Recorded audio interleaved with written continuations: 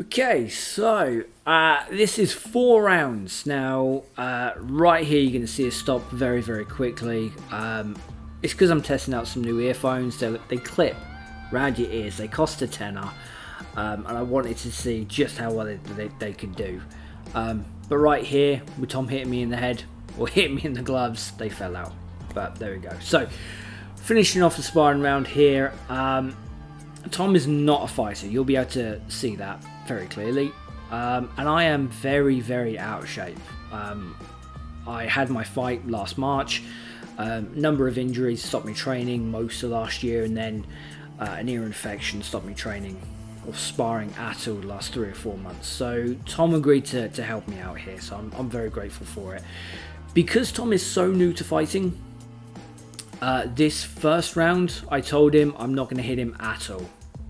That hit right there, that would have hurt if it had connected. Like, Tom is putting everything he's got in these punches. I'm just lucky that he doesn't weigh that much. So yeah, we did 4 rounds. We ended up doing 6 rounds, but I only recorded 4.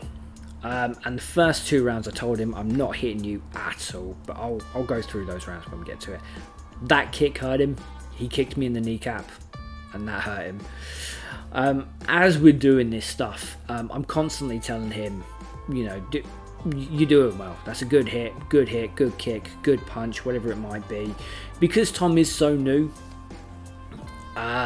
like, it's important to encourage people when they first doing pad work, bag work. Like, you've got to recognize when they're doing good stuff, or when they're actually trying, and reward them when they do it. So for me, this first round was my attempt of getting him to be aggressive in sparring. Otherwise, he just wouldn't be hitting me.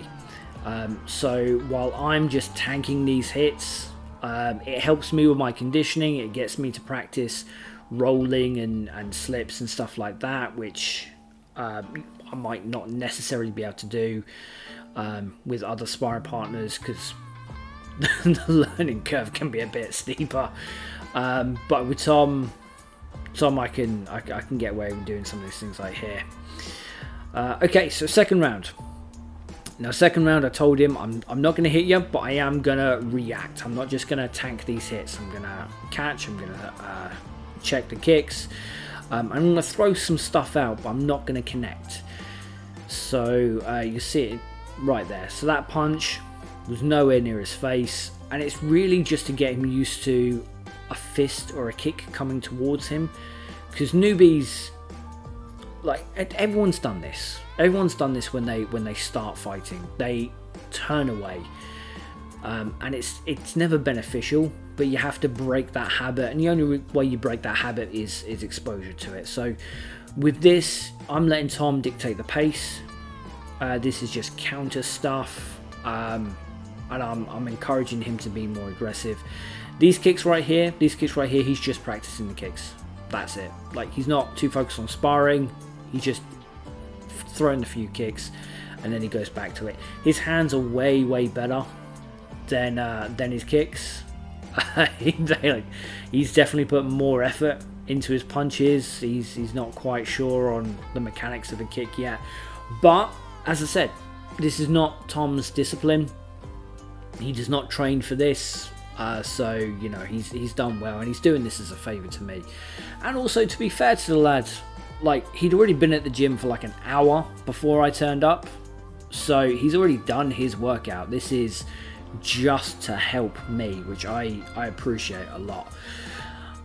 So with this one, yeah, I'm practicing pulling back. I'm practicing sticking my arm out just to make it a little bit more awkward for my opponent.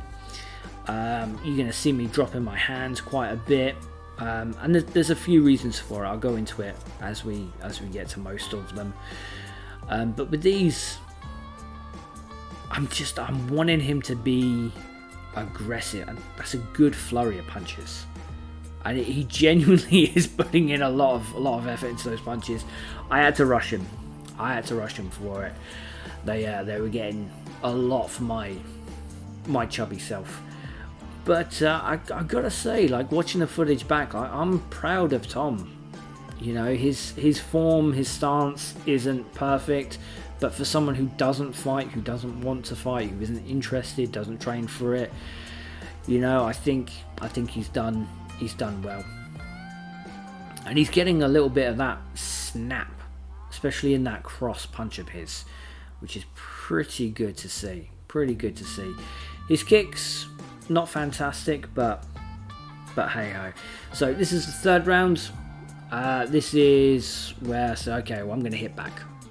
So I'm still letting him determine the pace. A lot of this is me working off of him, and I think that's got to be the way that it is. If you are a more experienced fighter and you're going with someone who's new and a little more timid, like, you work with them. Like, I could lay into Tom, but if I do that, I'm a terrible sparring partner, and also he's not going to want to do this again.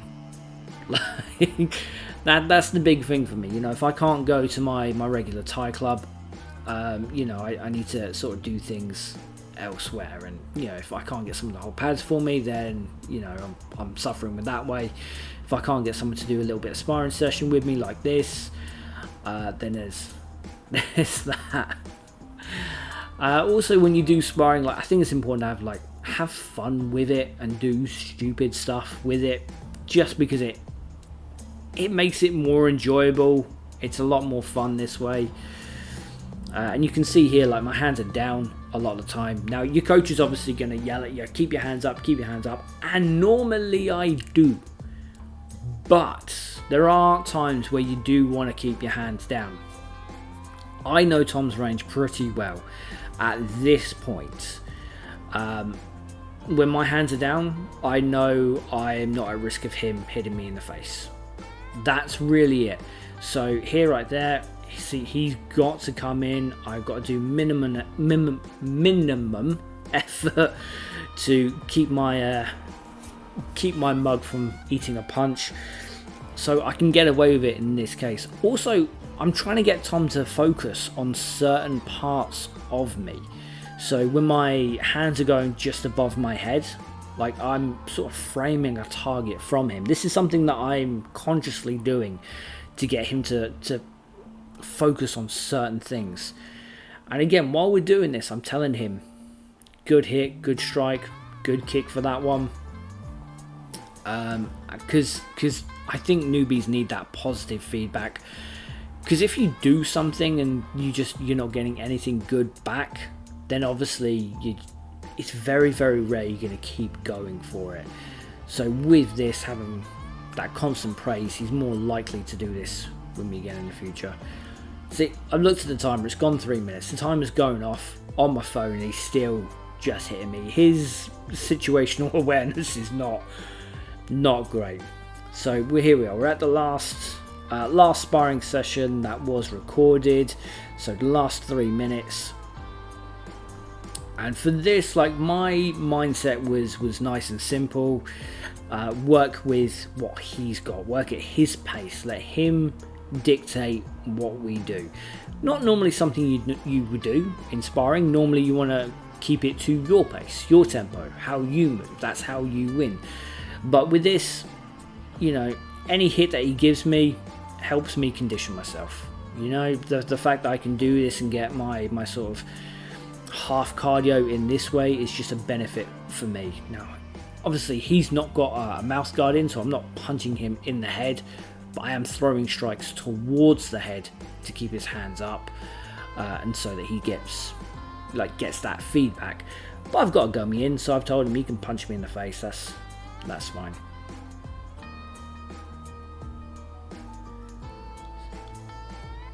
I think it was that kick, like just before that kick with my left foot. I think he punched my toe. That one hurt.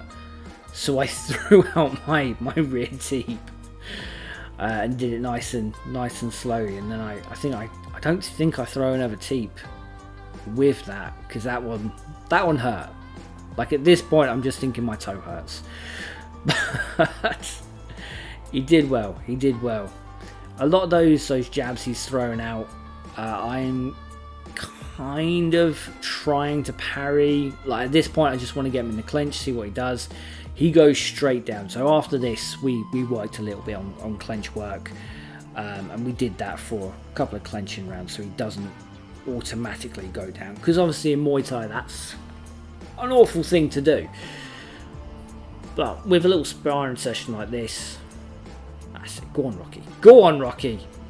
There we go. So with a little sparring session like this, he can get away with it. See those little overhand hooks, like you mix them in with Superman. There we go, Superman. Everyone loves Superman. It's one of my favorite punches because you can put a lot of force into it when you do it properly, and if you're doing it as a lot more comical factors, like you can typically tend to free up a sparring session with it. But there we go, 4 rounds.